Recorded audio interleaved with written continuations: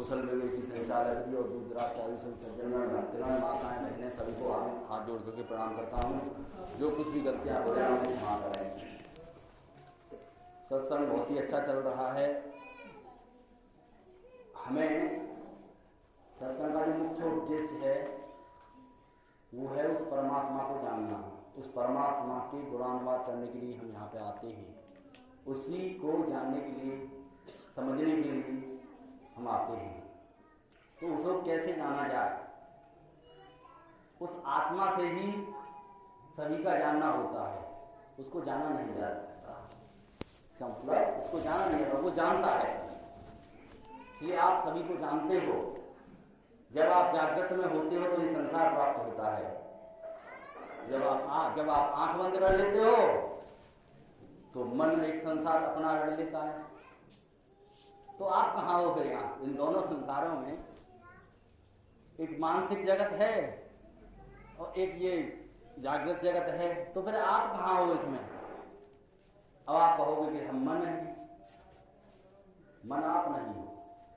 मन जिसकी सत्ता से, जिसकी प्रकाश में, जिसकी चेतना से वो संचालित है, वो आप हो।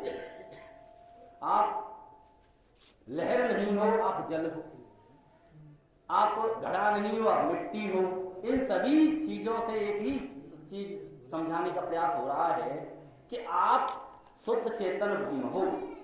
आप शुद्ध चेतन ब्रह्म हो। यही एकमात्र सत्य है, परम सत्य है। बाकी जो है, जो कुछ देर रहे कुछ देर न रहे, वो आप नहीं हो।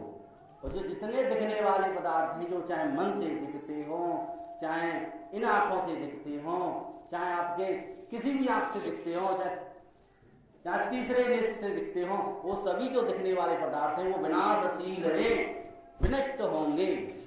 एक आप ही एक ऐसे हो, आपसे होकर के उस परमात्मा का रास्ता जाता है। आप अपने आप को खोजो। आप मन नहीं हो, आप बुद्धि नहीं हो, आप बुद्धि के भी प्रकाशक। आप जहां से चित्त वृत्ति उठ करके नाना प्रकार की जगत को धारण करती है, उसके प्रकाश में वो एकमात्र है। उसे केवल अनुभव करना है। उस है से ही सब है।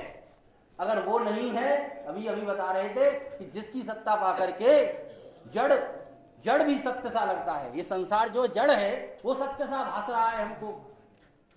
जिसकी सत्ता पाकर के, उसी की सत्ता में सब संचालित होता है। उसकी अधिष्ठान है वो। उसी के अधिष्ठान में अध्यस्त है सब, जितने भी अध्यस्त हैं। जैसे एक ठूंठ है, वो हमको भूत लग रहा है, तो वो भूत लग ही रहा है, वो है नहीं। ऐसे ही ये संसार है नहीं, वास्तव में हमें दिख रहा है।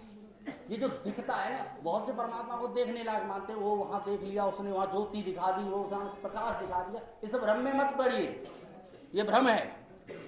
आप ये बताइए कि आपका देहावसान होगा, आपका मन भी नहीं होगा, तो आप तब भी हो गए। एक हमने रात में एक स्वप्न देखा कि हम ऊपर से गिर पड़े रात में, और हम ये देख रहे हैं हम मर गए, और हमको चिता में लेकर के सबको जला भी दिया, और तब भी हम कह रहे हैं हम मर गए, और रो रहे हैं, हम दुखी हो रहे हैं। तो क्या हम मर गए? ये भी तो एक हमारा भ्रम ही है।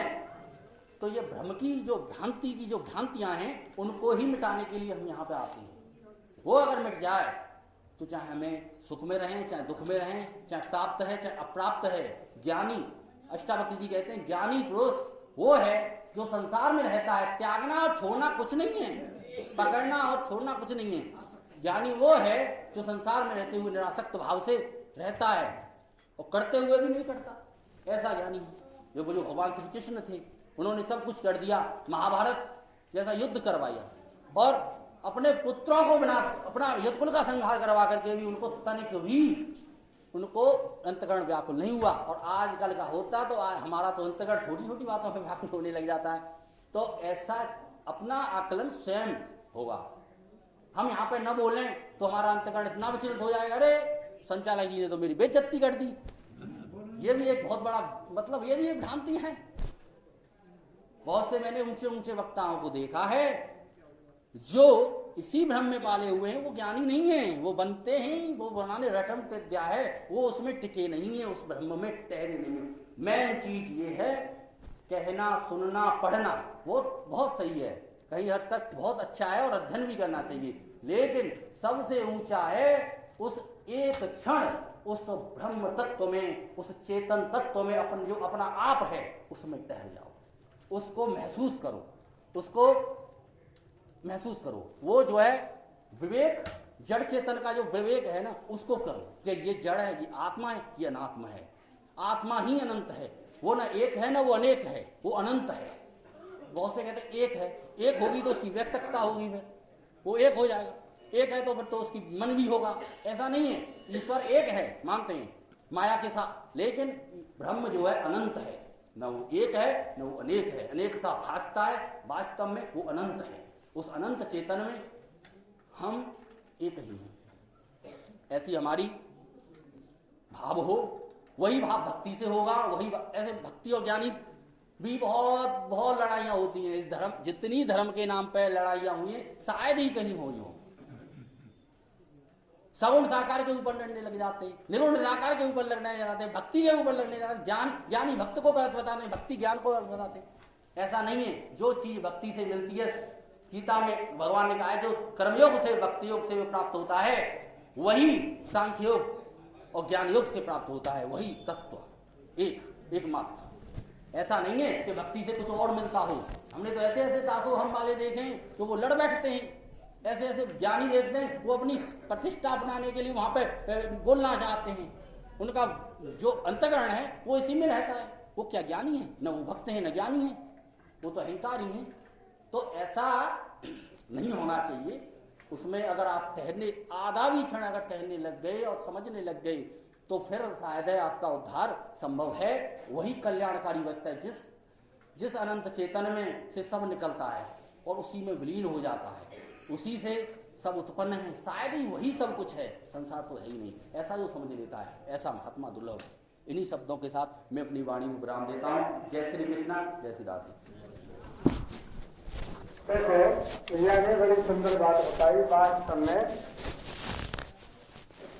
हम परमात्मा को जानने की इच्छा करें तो वह जाना नहीं जा सकता भाई। उसको तो माना ही जाता है कि वास्तव में परमात्मा है, कोई शक्ति है जो संसार की व्यवस्था कर रही है। जैसे मान